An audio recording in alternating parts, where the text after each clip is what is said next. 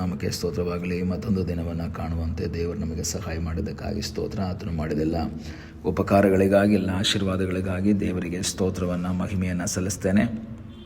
ಇಂದಿನ ವೇದ ಅಧ್ಯಯನಕ್ಕಾಗಿ ಒಂದು ವಾಕ್ಯವನ್ನು ಓದಿಕೊಳ್ಳೋಣ. ಕೀರ್ತನೆಗಳು 138 6ನೇ ವಾಕ್ಯ. ಯೆಹೋವನು ಮಹೋನ್ನತನು, ಆದರೂ ದೀನರನ್ನು ಲಕ್ಷಿಸುತ್ತಾನೆ. ದಾವೀದನ ಒಂದು ಕೀರ್ತನೆಯಾಗಿ ನಾವಿದನ್ನು ನೋಡ್ತಾ ಇದ್ದೇವೆ. ದೇವರು ಯಾರು? ಸರ್ವಶಕ್ತನಾದ ದೇವರು. ಮಹೋನ್ನತನು ಅಂದರೆ ಉನ್ನತರಲ್ಲಿ ಉನ್ನತನಾದಂತಹ ವ್ಯಕ್ತಿ. ಈ ಲೋಕದಲ್ಲಿ ಉನ್ನತರಾದಂಥ ಅನೇಕ ವ್ಯಕ್ತಿಗಳಿದ್ದಾರೆ. ನಾವು ಹಳೆ ಒಡಂಬಡಿಕೆಯಲ್ಲಿ ಓದುವಾಗ ಇಸ್ರಾಯೇಲ್ ಮಕ್ಕಳು 12 ಜನರನ್ನು ಕಳಿಸ್ಕೊಡ್ತಾರೆ, ಹೋಗಿ ದೇಶವನ್ನು ನೋಡ್ಕೊಂಡು ಬನ್ನಿ ಅಂತ. ಕಾನಾನ್ ದೇಶ ಹೇಗಿದೆ ಎಂಬುದನ್ನು ನೋಡ್ಕೊಂಡು ಬನ್ನಿ ಎಂಬುದಾಗಿ ಕಳಿಸ್ಕೊಡ್ತಾರೆ. ಇವರು ಅಲ್ಲಿ ಹೋಗಿ ಜಾಗವನ್ನೆಲ್ಲ ನೋಡ್ಕೊಂಡು ಬರ್ತಾರೆ. ನೋಡಿಕೊಂಡು ಬಂದಂಥ ಸಮಯದಲ್ಲಿ ಅವ್ರು ಹೇಳುವಂಥ ಒಂದು ಮಾತೇನು ಅಂದರೆ, ಅಲ್ಲಿ ಬಹಳ ಉನ್ನತರಾದಂತಹ ವ್ಯಕ್ತಿಗಳಿದ್ದಾರೆ, ಅಲ್ಲಿ ಬಲಿಷ್ಠರಾದಂತಹ ವ್ಯಕ್ತಿಗಳಿದ್ದಾರೆ. ಉನ್ನತ ಪುರುಷರನ್ನು ನಾವಲ್ಲಿ ನೋಡಿದ್ವಿ. ಅಲ್ಲಿ ಬಹಳ ಕಷ್ಟ ಆಗುತ್ತೆ ನಾವಲ್ಲಿ ಹೋಗಿ ಅವರನ್ನು ಜಯಿಸೋದು. ನೋಡೋಣ, ಅದರ ಅರಣ್ಯಕಾಂಡ 13ನೇ ಅಧ್ಯಾಯ ಅದರ 28ನೇ ವಾಕ್ಯದಲ್ಲಿ 13:28, ಆದರೆ ಆ ದೇಶದ ನಿವಾಸಿಗಳು ಬಲಿಷ್ಠರು, ಅವರಿರುವ ಪಟ್ಟಣಗಳು ದೊಡ್ಡವಾಗಿಯೂ ಕೋಟೆ ಕೊತ್ತಲುಳ್ಳಗಳಾಗಿಯೂ ಅವೆ. ಅದಲ್ಲದೆ ಅಲ್ಲಿ ಉನ್ನತರಾದ ಪುರುಷರನ್ನು ನೋಡಿದೆವು.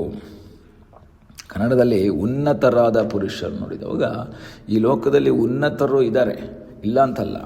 ಉನ್ನತರಾದಂತಹ, ಪವರ್ಫುಲ್ ಆದಂತಹ ಉನ್ನತರು ಅಂತ ಹೇಳಿದ್ರೆ ಸೈಜಲ್ಲಿ ಮಾತ್ರ ಅಲ್ಲ, ಎತ್ತರದಲ್ಲಿ ಮಾತ್ರ ಅಲ್ಲ, ದಪ್ಪದಲ್ಲಿ ಮಾತ್ರ ಅಲ್ಲ, ಶಕ್ತಿಯಲ್ಲಿಯೂ ಎಲ್ಲ ರೀತಿಯಲ್ಲಿಯೂ ಉನ್ನತರಾದ ವ್ಯಕ್ತಿಗಳಿದ್ದಾರೆ. ಸ್ಥಾನಮಾನದಲ್ಲಿ ಉನ್ನತರಿದ್ದಾರೆ, ಆಸ್ತಿಯಲ್ಲಿ ಉನ್ನತರಿದ್ದಾರೆ, ಹೈಟಲ್ಲಿ ಉನ್ನತರಿದ್ದಾರೆ, ಸೈಜ್ನಲ್ಲಿ ಉನ್ನತರಿದ್ದಾರೆ, ನಂತರ ಶಕ್ತಿಯಲ್ಲಿ ಉನ್ನತರಿದ್ದಾರೆ, ವಿಜ್ಞಾನದಲ್ಲಿ ಅಂದರೆ ವಿದ್ಯಾಭ್ಯಾಸದಲ್ಲಿ ಉನ್ನತರಿದ್ದಾರೆ. ತುಂಬ ಜನ ಉನ್ನತರಿದ್ದಾರೆ.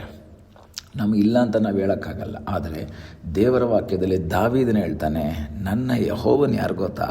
ಆತನು ಮಹೋನ್ನತನು. ಅಂದರೆ ಏನು? ಉನ್ನತರಲ್ಲಿ ಉನ್ನತನಾದಂತಹ ವ್ಯಕ್ತಿಯನ್ನು ಮಹೋನ್ನತನು, ಮಹಾ ಉನ್ನತನು ಅಂತ. ಮಹೋನ್ನತನು ಅಂದರೆ ಮಹಾ ಪ್ಲಸ್ ಉನ್ನತನು, ಮಹೋನ್ನತನು. ಹಾಗಾದರೆ ಈ ಲೋಕದಲ್ಲಿ ಉನ್ನತ ಪುರುಷರಿದ್ದಾರೆ. ನಿಮ್ಮ ಮುಂದೆ ಅನೇಕ ಉನ್ನತರು ಕಾಣ್ತಾ ಇರ್ಬೋದು. ಆ ಉನ್ನತರು ನಿಮಗೆ ಹೇಳಿರ್ಬೋದು, ನಾನು ನಿನ್ನನ್ನು ಹಾಗೆ ಮಾಡ್ತೀನಿ, ನಿನಗೆ ಹೀಗೆ ಮಾಡ್ತೀನಿ, ನಾನು ನಿನಗೆ ಸಹಾಯ ಮಾಡಲ್ಲ ಅಂತನೋ ಏನೋ ಒಂದು ಹೇಳಿರ್ಬೋದು ಉನ್ನತರು. ನಿಮಗೆ ಭಯ ಆಗುತ್ತೆ, ಅಯ್ಯೋ ಆ ಉನ್ನತರು ಹಿಂಗೆ ಹೇಳಿದ್ದಾರೆ, ಅವ್ರಿಗೆ ಶಕ್ತಿ ಇದೆ, ಅವ್ರಿಗೆ ಪವರ್ ಇದೆ, ಅವರಿಗೆ ಹಣ ಇದೆ, ಏನು ಬೇಕಾದರೂ ಮಾಡ್ತಾರೆ. ಆದರೆ ದೇವರ ವಾಕ್ಯದಲ್ಲಿ ದಾವೀದನು ಹೇಳ್ತಾನೆ, ಯೆಹೋವನು ಮಹೋನ್ನತನಾದ ವ್ಯಕ್ತಿ. ಈ ಹಗಲ ಸಮಯದಲ್ಲಿ ಉನ್ನತರನ್ನು ನೋಡಿ, ಉನ್ನತ ಸ್ಥಾನಮಾನದಲ್ಲಿರುವವರ ಮಾತುಗಳನ್ನು ಕೇಳಿ ನಿರಾಶನಾದಂತಹ ವ್ಯಕ್ತಿಗಳಾಗಿ ಯಾರಾದರೂ ಇದ್ದರೆ, ದೇವರ ವಾಕ್ಯ ಹೇಳ್ತದೆ ಆತನು ಮಹೋನ್ನತನು. ಯಾಕೆಂದರೆ ದಾವೀದನನ್ನು ಹಿಡಿಯುವುದಕ್ಕಾಗಿ ಓಡ್ತಾ ಇದ್ದವನು, ಪ್ರಯತ್ನ ಮಾಡ್ತಾ ಇದ್ದವನು ಸಾಧಾರಣ ವ್ಯಕ್ತಿಯಾಗಿರಲಿಲ್ಲ, ಅಲ್ಲಿನ ಉನ್ನತನಾದ ವ್ಯಕ್ತಿಯಾಗಿದ್ದನು. ಅಂದರೆ ಇಸ್ರಾಯೇಲ್ನ ರಾಜನಾದ ಸೌಲ ಆಗಿದ್ದನು. ಅವನು ಉನ್ನತನಾಗಿದ್ದನು.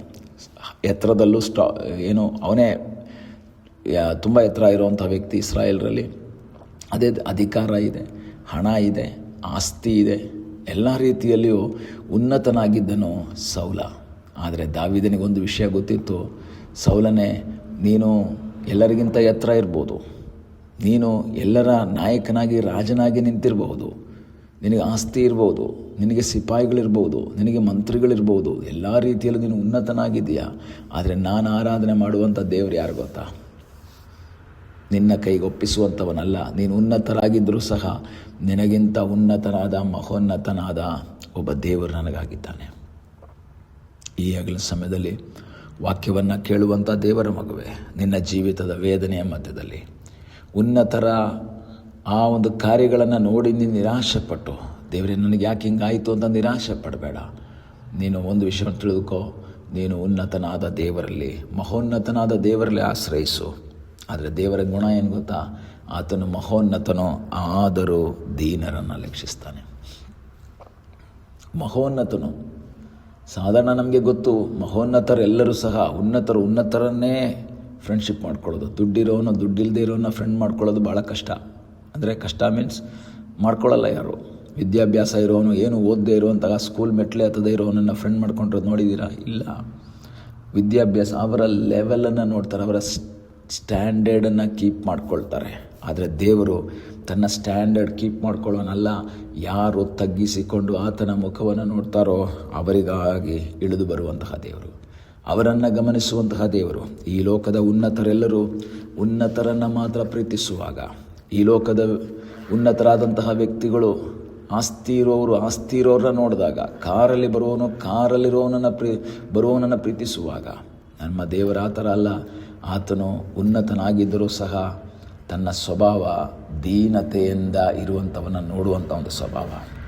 ನಿನ್ನ ಜೀವಿತದ ವೇದನೆ ಮಧ್ಯದಲ್ಲೂ ನಿನಗೆ ಸಹಾಯ ಮಾಡುವ ಸರ್ವಶಕ್ತನಾದೊಬ್ಬ ದೇವರಿದ್ದಾನೆ. ಆ ದೇವರಲ್ಲಿ ನೀನು ಆಶ್ರಯಿಸುವುದಾದರೆ ನಿನಗಾಗಿ ಅದ್ಭುತವನ್ನು ಮಾಡುವ ಸರ್ವಶಕ್ತನಾದ ಒಬ್ಬ ದೇವರಿದ್ದಾನೆ. ಆತನ ಮುಖವನ್ನು ನೋಡಿ ಮುಂದೆ ಸಾಗುವಂತೆ ದೇವರು ನಮಗೆ ಸಹಾಯ ಮಾಡಲಿ. ಕಣ್ಣುಗಳನ್ನ ಮುಚ್ಚೋಣ, ಪ್ರಾರ್ಥಿಸೋಣ. ನಮ್ಮನ್ನು ಬಹಳವಾಗಿ ಪ್ರೀತಿ ಮಾಡುವ ಪರಲೋಕದ ತಂದೆಯಾದ ದೇವರೇ, ಈ ಸಮಯಕ್ಕಾಗಿ ಸ್ತೋತ್ರ. ಈ ಸಮಯದಲ್ಲಿ ಮತ್ತೊಂದು ಆವರ್ತಿ ನಿನ್ನ ಸನ್ನಿಧಾನದಲ್ಲಿ ನಾವು ಬಂದಿದ್ದೇವೆ. ತಲೆಬಾಗಿರುವಂಥ ನಿನ್ನ ಮಕ್ಕಳನ್ನು ನಿನ್ನ ಆಶ್ರಯಿಸು, ನಿನ್ನ ಕೃಪೆಯಲ್ಲಿ ಮರೆಮಾಡು. ದೈವಿಕವಾದ ಕಾವಲು ಸಾನ್ನಿಧ್ಯ ನಿನ್ನ ಮಕ್ಕಳ ಸಂಗಡ ಇರಲಿ. ಮಹೋನ್ನತನಾದ ದೇವರು ನಿನ್ನ ಮಕ್ಕಳ ಜೀವಿತದಲ್ಲಿ ನೀನು ಅದ್ಭುತವನ್ನು ಮಾಡಿ ನಡೆಸು ಸ್ವಾಮಿ. ಪ್ರಾರ್ಥನೆಯನ್ನು ಕೇಳೋದಕ್ಕಾಗಿ ಸ್ತೋತ್ರ. ಯೇಸುವಿನ ಮುದ್ದಾದ ಹೆಸರಿನಲ್ಲಿ ಬೇಡಿಕೊಳ್ಳುತ್ತೇವೆ ನಮ್ಮ ಪ್ರೀತಿಯ ತಂದೆಯೇ. ಆಮೇನ್. God bless you.